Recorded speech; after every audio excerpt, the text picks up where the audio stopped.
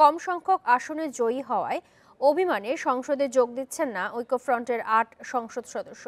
সংসদ নেতা ও প্রধানমন্ত্রী শেখ হাসিনা সংসদে বললেন এটা তাদের ভুল সিদ্ধান্ত। প্রশ্নোত্তর পর্বে প্রধানমন্ত্রী বলেন, সংসদে কথা বলার সুযোগ রয়েছে, এই সুযোগ নিতে বিএনপি ও গণফোরামের নির্বাচিতদের সংসদে যোগ দেওয়া উচিত। আরেক প্রশ্নের জবাবে তিনি আরও বলেন, গত ১০ বছর আওয়ামী লীগ সরকার দেশের উন্নয়ন করেছে বলেই জনগণ নৌকা মার্কায় ভোট দিয়েছে। একাদশ সংসদ নির্বাচনের পর ৯৭টি দেশ নতুন সরকারকে অভিনন্দন জানিয়েছে এবং একসাথে কাজ করার প্রতিশ্রুতি দিয়েছে। শোক ব্যথা বুকে নিয়েও নির্বাচনে অংশগ্রহণ করেও অল্প সিট পেয়েছে, সেই অভিমান করে তারা পার্লামেন্টে আসছেন না। আমার মনে হয় এটা রাজনৈতিক একটা ভুল সিদ্ধান্ত তারা নিয়েছেন। কারণ জনগণ ভোটার মালিক, জনগণ যাকে খুশি তাকে ভোট দেবে এবং সেভাবেই তারা দিয়েছে।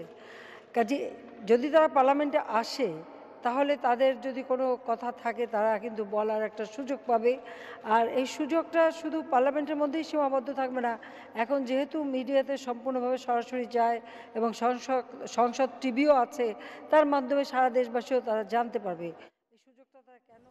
৬ দিনের সফরে জার্মানি ও সংযুক্ত আরব আমিরাত যাচ্ছেন প্রধানমন্ত্রী শেখ হাসিনা। জার্মানি সফরে মিউনিক সিকিউরিটি কনফারেন্সে অংশ নেওয়ার পাশাপাশি চ্যান্সেলর অ্যাঙ্গেলা মার্কেলের সঙ্গে বৈঠকে বসবেন তিনি। এতে রোহিঙ্গা ইস্যুতে তুলে ধরা হবে বাংলাদেশের অবস্থান। বিনিয়োগ সংক্রান্ত দুটি সমঝোতা স্মারক সই হতে পারে সংযুক্ত আরব আমিরাত সফরে।